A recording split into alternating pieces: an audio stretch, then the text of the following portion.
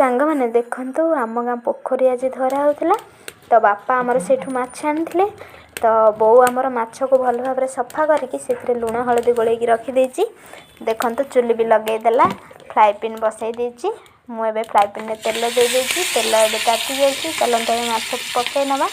मुझे गोटे गोटे करके सब माछ को पकईदेवी देन आ जो माछ रहा आम पर पकईवा देखंतु मो माछ को ये भल भाव पूरा आराम से लेउटाई देछि देखले तो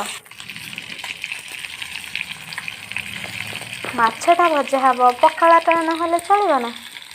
माछटा भजा सरले टिके पखाळ भात खिया हम बुधवार स्पेशल आज मामिना माछ भजा